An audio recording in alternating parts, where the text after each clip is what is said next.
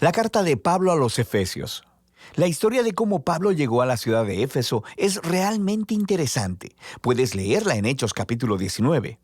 Éfeso era una ciudad enorme, el epicentro de la adoración a la mayoría de los dioses griegos y romanos.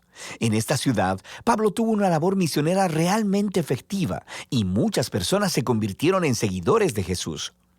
Años más tarde, después de haber sido aprisionado por los romanos, Pablo escribió esta carta. El flujo de pensamiento en la carta se divide en dos mitades muy claras. En la primera mitad, Pablo explora la historia del Evangelio, cómo toda esta historia llega a su clímax en Jesús y en la creación de su comunidad multiétnica de seguidores. La segunda mitad de esta carta se enlaza con la primera con la palabra pues, y aquí Pablo explora cómo la narrativa del Evangelio debe afectar cada parte de nuestras vidas, a nivel personal, en nuestros vecindarios, comunidades y familias. Así que profundicemos para ver cómo Pablo desarrolla todos estos temas. El capítulo 1 se inicia como un hermoso poema al estilo judío, donde Pablo alaba a Dios Padre por las cosas asombrosas que ha hecho en Cristo Jesús. Desde la eternidad pasada, el Padre determinó elegir y bendecir a el pueblo del pacto. Recuerda aquí la familia de Abraham y a Génesis 12, versículos 1 al 3. Y a través de Jesús, ahora cualquier persona puede ser adoptada en esta familia. La muerte de Jesús cubre aún nuestros peores pecados, nuestros peores fracasos, y encontramos en Jesús la gracia de Dios. De hecho, dice Pablo, la gracia ha abierto un camino completamente nuevo para nosotros entender cada parte de nuestras vidas.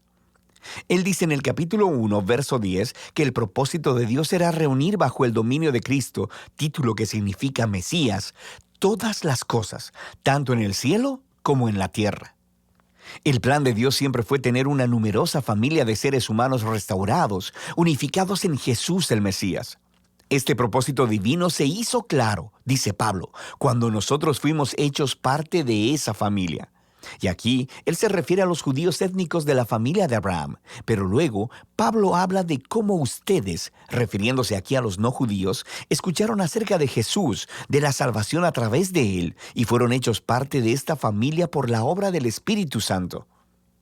De manera que aquí, él se refiere a los eventos que se cuentan en las historias del libro de los Hechos, acerca de cómo el Espíritu de Dios unió a los judíos y a los no judíos en una sola familia bajo Jesús, tal como Dios le prometió a Abraham hacía mucho tiempo.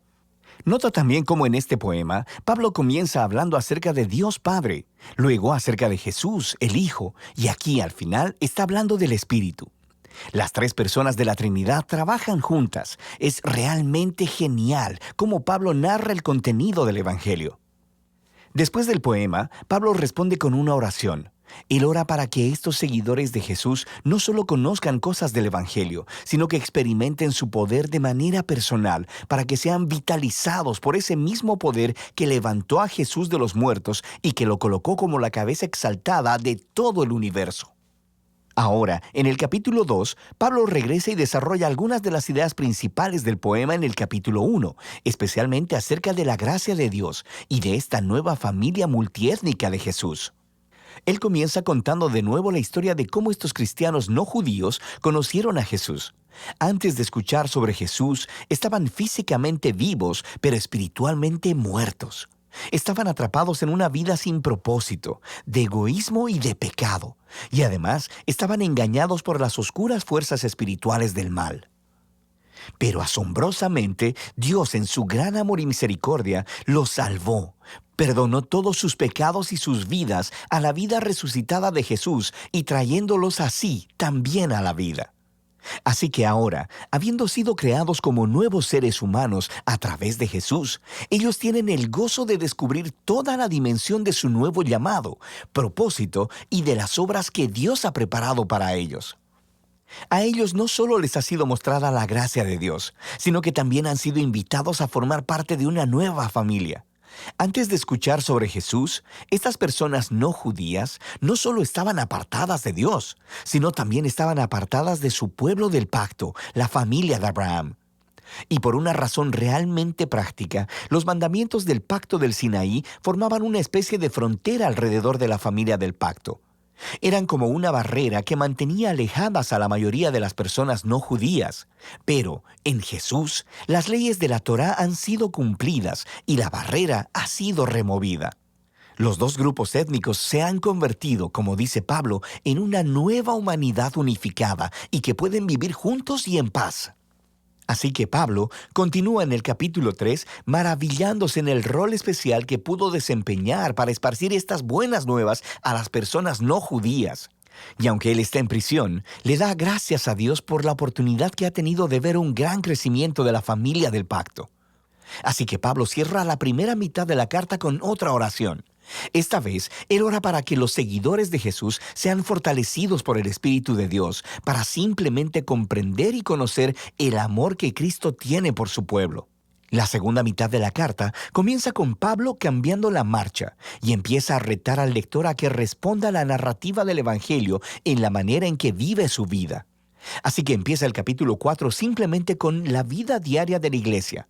La iglesia es una gran familia, con toda clase de gente diferente, pero él enfatiza que todos ellos son uno, y uno es una palabra clave en este capítulo. Ellos son un cuerpo que está unificado por un espíritu, tienen un Señor, una fe, un bautismo y creen en el mismo Dios. Esta es mucha unidad. Sin embargo, dice Pablo, unidad no es lo mismo que uniformidad. Continúa explicándoles cómo la nueva familia de Jesús consiste de muchas clases de personas diferentes, pero todas son empoderadas por el Espíritu Santo, usando cada una sus talentos especiales y sus pasiones para servir, amarse unos a los otros y así edificar a la iglesia. Y aquí, él usa dos metáforas realmente geniales. Una es la de edificar la iglesia como a un nuevo templo, y la segunda, que todos los miembros se están convirtiendo en una nueva humanidad con Jesús como su cabeza. Y esta nueva humanidad es una metáfora que él seguirá desarrollando en los siguientes capítulos. Pablo reta a cada cristiano a despojarse de su vieja humanidad, como si fuera una ropa vieja, y vestirse de la nueva humanidad en la cual la imagen de Dios está siendo restaurada. Y luego, él continúa con una larga sección donde compara la nueva y la vieja humanidad. Así que, en lugar de mentir, los nuevos humanos dicen la verdad. En lugar de guardar el enojo, resuelven pacíficamente sus conflictos. En lugar de robar, los nuevos humanos son generosos. En lugar de chismear, animan a otros con sus palabras. En lugar de vengarse, los nuevos humanos perdonan. En lugar de satisfacer todo impulso sexual, los nuevos humanos cultivan el dominio propio de sus deseos corporales. En lugar de emborracharse, los nuevos humanos están bajo la influencia del Espíritu de Dios, y Pablo describe de 4 maneras diferentes cómo luce esta influencia. Las primeras 2 tienen que ver con el canto, cantar juntos y también cantar a solas. Y es muy interesante que lo primero que Pablo piensa acerca de cómo trabaja el Espíritu en las vidas del pueblo de Jesús es el canto y la música. La tercera señal de la influencia del Espíritu es estar agradecido en todo. Y la cuarta es que el Espíritu obligará a los seguidores de Jesús a ponerse por debajo de los demás y a considerar a los demás como más importantes que ellos mismos. Y Pablo desarrolla este cuarto punto, mostrando cómo funciona en el matrimonio cristiano. Tienes a una esposa que sigue a Jesús. Ella es llamada a respetar a su esposo y a permitir que él se haga responsable de ella. Y el esposo es llamado a amar a su esposa y a usar su responsabilidad para someter su agenda egoísta y priorizar el bienestar de su esposa por encima del suyo. Y Pablo dice que esta clase de matrimonio está representando la narrativa del Evangelio. Las acciones del esposo imitan a Jesús, su amor y autosacrificio. Las acciones de la esposa imitan a la iglesia, quien permite que Jesús la ame y la renueve. Luego, Pablo aplica la misma idea entre los hijos y los padres, y también entre los esclavos y amos. Pablo cierra la carta recordándoles a estos cristianos sobre lo real que es la maldad espiritual.